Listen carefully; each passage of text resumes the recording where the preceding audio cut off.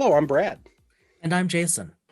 You are listening to Dice and Mind, a monthly podcast in which we explore the meaning of life through the lens of RPGs. We're lifelong friends, a couple of guys in their 40s who along the way had families and became professionals. Over the years, we've talked about pretty much everything. But recently, we realized we both had an interest and some history with tabletop role-playing games. So, In each episode, we will consider everyday stuff like science, religion, philosophy, and economics, all through the lens of a specific role-playing game and its dice mechanic. For example, what would I have to roll in the Edge of the Empire narrative dice system to get that promotion at work? or would getting that paper published give me advantage on a subsequent D20 roll in Dungeons and Dragons? If I were DM, likely not. But join us now and every month to think deeply, geek out, and explore how RPGs make the world just a little bit better. This is Dice in Mind.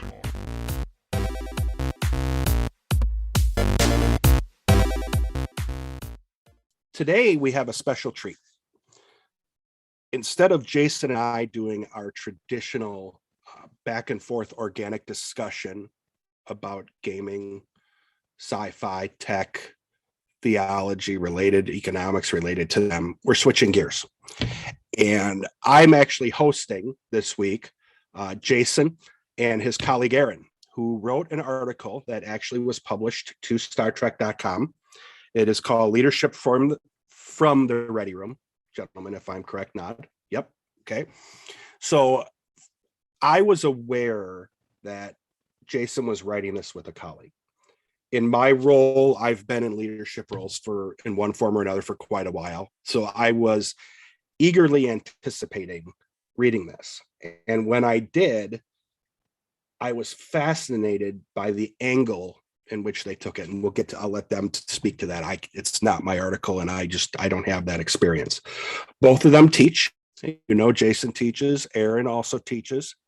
So I thought it was appropriate. I talked to Jason about it. He was a little uncomfortable at first about this being self-serving, but I think it's an important topic, leadership in the context of gaming and such. So I asked Jason to bring his colleague on and let's have a discussion about the article and then beyond it about leadership in general, because there are some things that they're doing even beyond the article. So gentlemen, thanks for joining tonight. So you have written an article, like I said, that has been posted on StarTrek.com. Talk to us as listeners about what the article is and what was it, what was the, let me start by saying this. What was the onus for the article itself, even before you get into the why? Yeah, thanks, Brad. And big welcome to Aaron. First time, probably not the last time on the podcast. So good question, Brad. What was the reason for this article?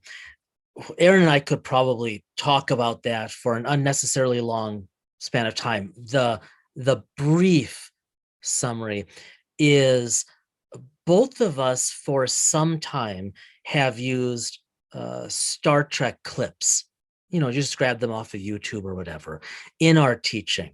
We both, we, like you and I have talked about this, Brad, and we've said a little bit on the podcast, but we both teach leadership. And so, and we've both been in leadership roles, not like you have, but in higher ed to limited extents. And so, we occasionally, I would regularly, sometimes ad nauseum, use Star Trek clips to help spice up lectures and discussions. And Aaron, I know you did the same. And along the way in our discussions with one another, I don't know, Aaron, we just kind of fell into this conversation at some point of it's such a neat way to help our teaching and to generate some engagement because, like Brad, you and I have talked about recently on the podcast, Star Trek can provide an on-ramp truly for everybody. It is the best of the Enlightenment ideals of our species, recognizing but moving past its limitations historically. And so by using Star Trek, we have these incredible models from which to draw for our students. And at some point, I just decided, to heck with it. I need to write about this. I want to write about this. And Aaron and I have done a fair bit of research and writing together. And I knew you'd be a kindred spirit. And so I think I don't know if I emailed you or called you or whatever, but it was basically, hey, any interest in doing this? Because I knew I would do it much better with Aaron. I don't know if that jives with what actually happened. What was your perspective, Aaron?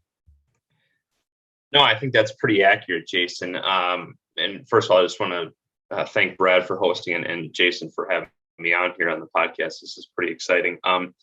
But yeah, it was essentially, Jason came to me, and I think it was over a conversation, and you had just said, I really want to do something with this. I've incorporated these characters into my slide decks, for teaching and things of that nature. And I can attest that I've seen those same decks, and so I know that he does it, and I've done it myself as well. But I could tell that something was there with Jason when he talked about it.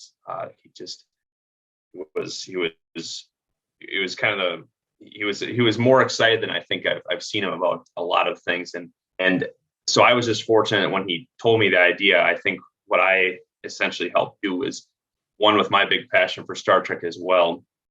I think maybe I just helped him kind of flesh out some of the ideas and clarify maybe a bit more as far as the direction maybe that the article should go. And I think that so I was felt very, very fortunate to be part of that process. So. It was a good time. I'm the type of person that reads these articles. As someone who works out in the field, I'm lucky to be talking to two people who have both been in leadership, are in leadership, as well as research it. So I find this fascinating as, in effect, for lack of a better term, an end user. And we've talked about the different facets of society, philosophy, economics, leadership, and all that in the context of gaming. Really what we want to talk about now, because we'll get to the point where we talk about the gaming perspective. What is the gist? I want folks to read the article. I don't want you to rehash it here, but how would you summarize what you have written and what has been published on the website? And then I want to lead into what your next step is. Okay, sure. I can start. Thanks. So in brief, and I mean, Brad knows this well about me. He's about to discover about Aaron. None of us at the table right now, the Zoom table, do in brief well, but I'm going to try. So they're both agreeing. So in brief, our little article on StarTrek.com takes each of the grand captains of Star Trek and uses them as an example of real life leadership. And yeah, I know what I said there, but because these characters are so fleshed out, be it Kirk or Picard or Janeway or Burnham, each one of them demonstrates through a truly unique style an ability to lead effectively. And they all do that, we argue, for the sake of teaching, by drawing on a very short list of specific skills. And we don't have to get into that. That's maybe too far. We're working on elaborating that elsewhere. But that's really the gist of it, Brad, that we think we can take the pantheon of these great or grand captains, and depending on whatever it is we want to talk about, we can draw from one of those captains and look what we have. I'll give you one example, even though everyone who knows me knows how much I am a fan of Picard and his leadership style. That said, I think one of the highest forms of monologue and thought in all of Trek, and you and I talk about this, Brad, is the ending soliloquy by Captain Sisko in DS9 at the end of In the Pale Moonlight. Listeners, if you're not familiar with that one, look it up. It's when Sisko attempts to justify to himself questionable ethical practices to bring the Romulans into alliance with the rest of the Alpha and Beta quadrants to defend against the Dominion. It's an exceptionally powerful video clip. I think we've both seen students really respond to this, even if they're not interested in Trek. I know I have. But that's the kind of thing that we're trying to talk about in this little article. And so that's the gist of it. Aaron, what, I kind of know Jason's perspective on this. From your perspective or point of view, the idea of using fictional characters to drive home leadership skills and ideas, what drew you to that? Did you see an issue with that? Brett, I think what really drew me to is obviously one, loving the characters. But I think the bigger issue was that Jason and I were also very intentional about also reflecting on their own weaknesses and being very realistic in how we portray each of these characters. And I think that from a humanistic side, I think that is a realistic way to think about leadership as well too. There's a lot that we can glean from even the limitations of each of these characters. And so and it was a little bit something different from each of them as we look at all 6 of them. And so I think that having a chance to do it in a genre that has been very near and dear to my heart, I think that just made me that much more excited about bringing it home in a way that is very, very applicable to people in just about any facet of industry too. It's interesting because studying leadership, you read Jack Welch, you read Peter Drucker, you read about, ethics with Jeff Skilling and Ken Lay with Enron. The idea of utilizing air quote fictional characters for leadership doesn't to me as an end user seem far off. Did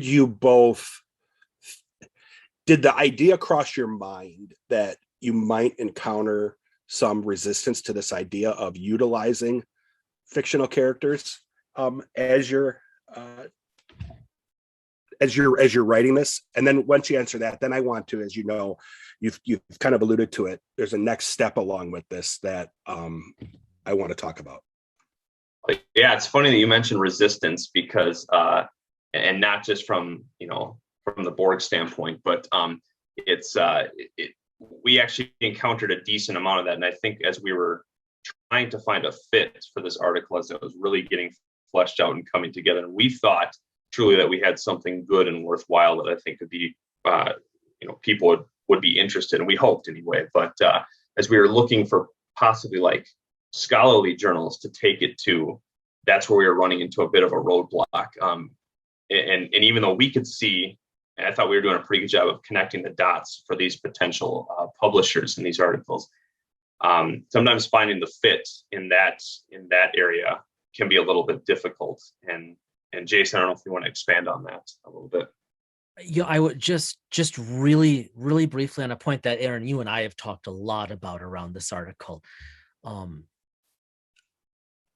I'm very fortunate in that right now where I am in my career, where I am professionally, the fact that we were able to run this article on StarTrek.com and not a journal is fine. It doesn't pose a problem professionally.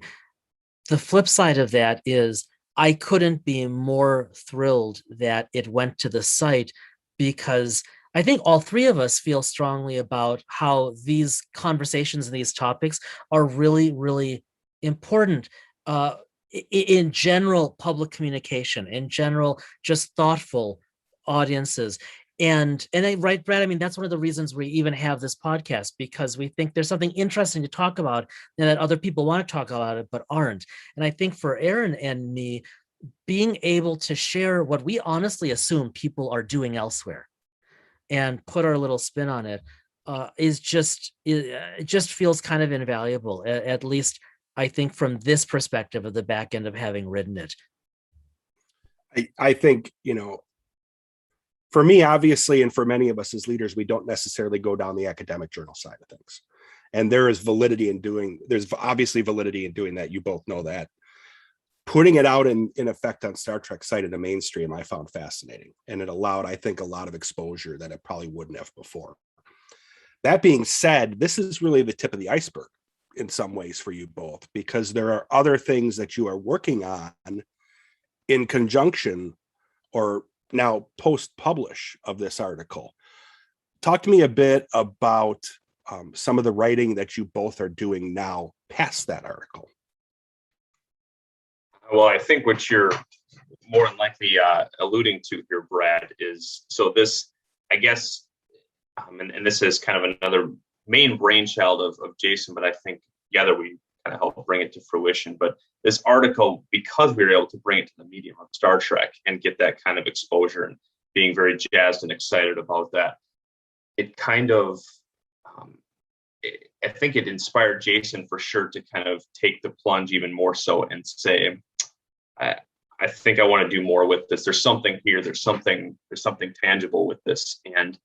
And so we kind of looked at it and said, okay, I think we can expand this out and we should expand this out. And so now we're starting the process, and we're actually fairly far into it of turning it into a book.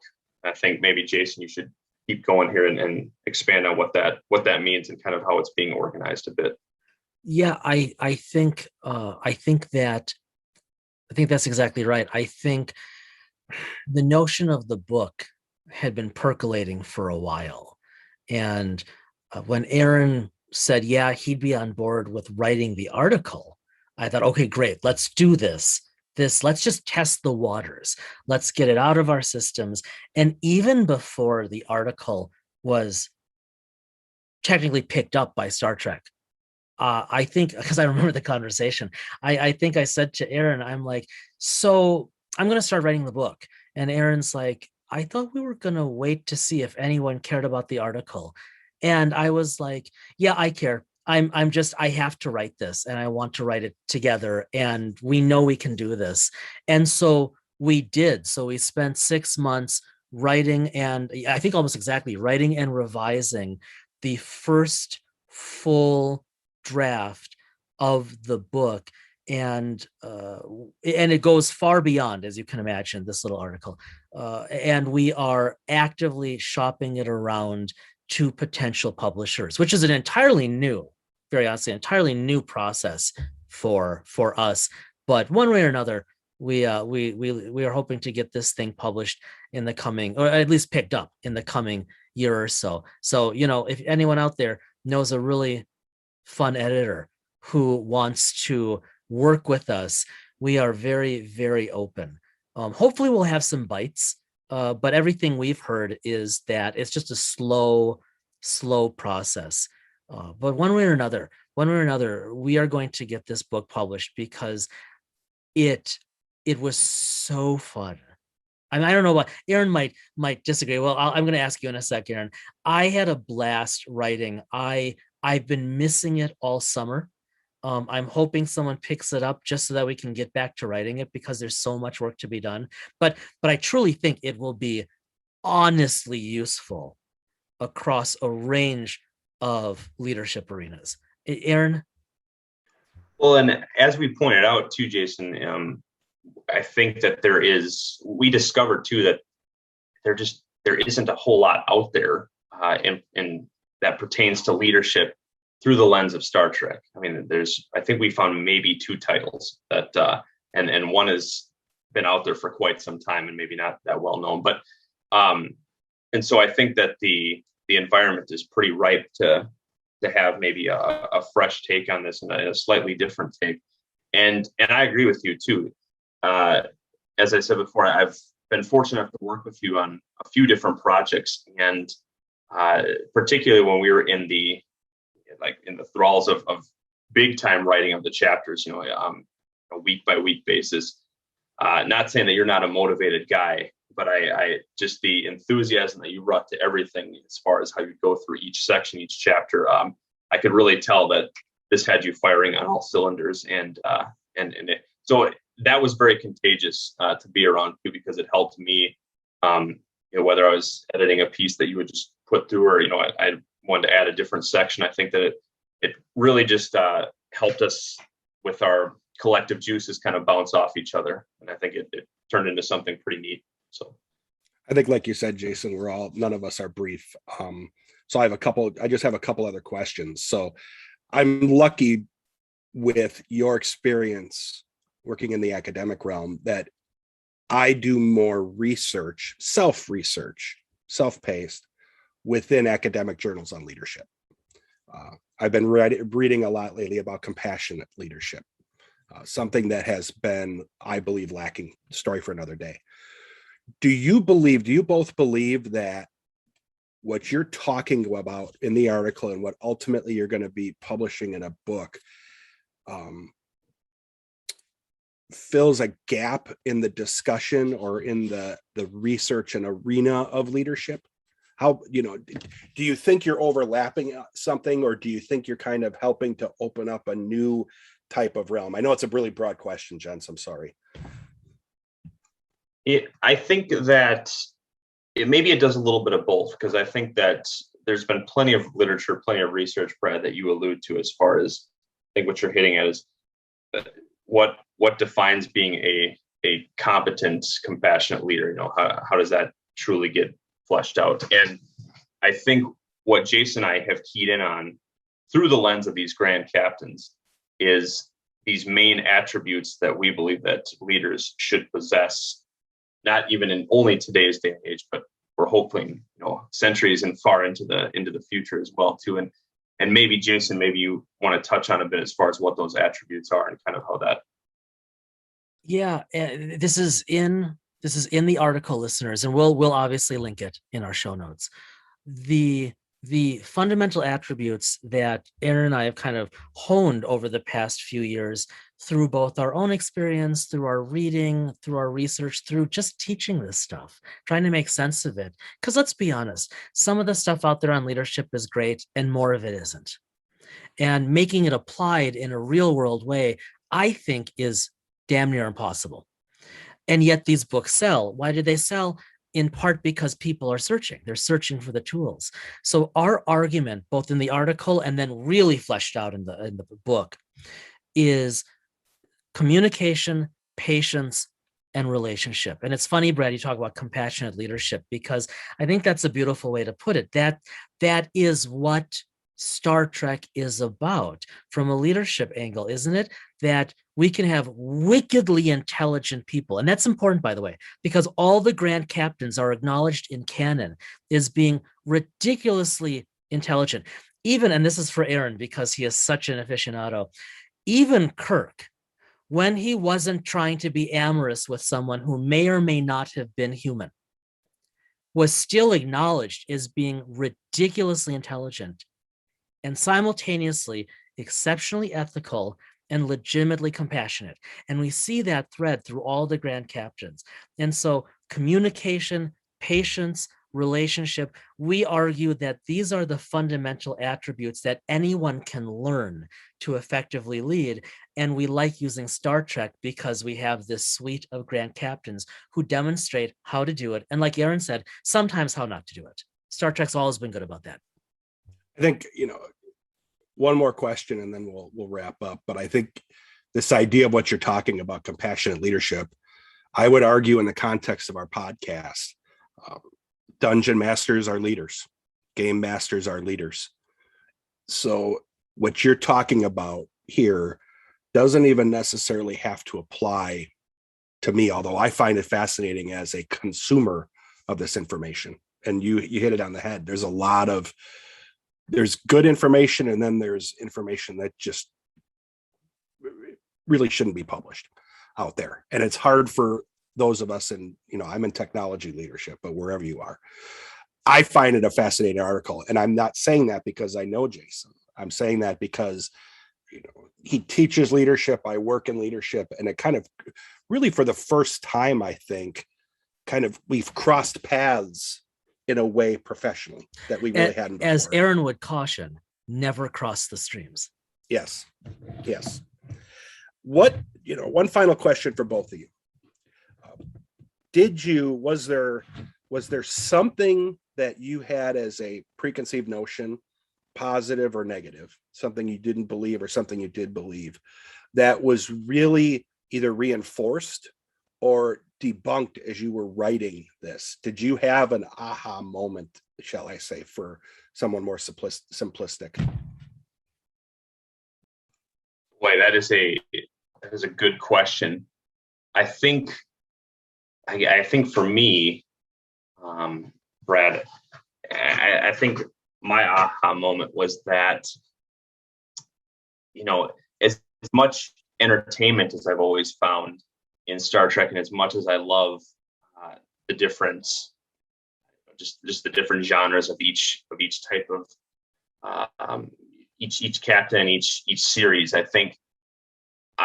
just think it was great to see that there was truly something tangible here besides just a love for characters and an entertainment value. I mean, it was really neat just to see it come together in a collaborative effort, and have something that all of a sudden, as it continued to come together, and more people, I think, gave us feedback about it. I think it was wow, we might have something here, and we've hit on something that could be useful to many more people than just Star Trek fans. I'll keep this brief. By the time this episode drops, I will be 47. I have been watching Star Trek, just like you, Brad. I've been watching Star Trek since childhood. I got hooked, and we've talked about this. I got hooked on the original motion pictures. I got hooked with the original motion picture, right? One of the only little kids I knew who thought that remarkably slow-moving movie was fascinating. What was that, like 79? Does that sound about right? Okay. So I was slightly younger. One of the things that has really stood out for me, and I'm so grateful for it, is that I have an even deeper appreciation, if not love, of Star Trek now than I did before. Because looking at it, really, like Aaron and I really had to test some of this stuff, some of these ideas, to determine if they could be put in the article, could be put in this future book. It works. I have a deeper appreciation for just how well the ideas have been thought out, for how well the episodes especially have been written. After all this time, I'm even more into it than I was when it was, cool to do that as a kid. I think, from my perspective, Jace will laugh at me about this, but this started out for me doing this interview with you both as a little intimidating because I'm talking about two fairly highly educated scholars. I would highly recommend. I know you think that I'm being serious. This episode will drop before the episodes that we are going to continue to talk about leadership in the context of gaming. So I would like to think, Aaron, we can have you back on to talk more about this. I think it would be very beneficial. I think people should listen to this in the context of both real life and gaming. There is real validity in leadership and gaming. Go watch Critical Role. Go watch some of these podcasts.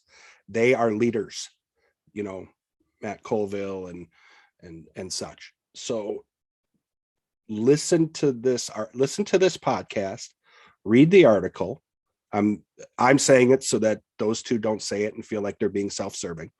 And then listen in the context and listen to subsequent episodes where we talk about leadership, because there is an absolute correlation between them. So what I'd like to do is thank you both. Thanks, Jason, for changing chairs and sitting on the other side. Aaron, thanks for joining us. I really personally appreciate it. I know the listeners will appreciate it.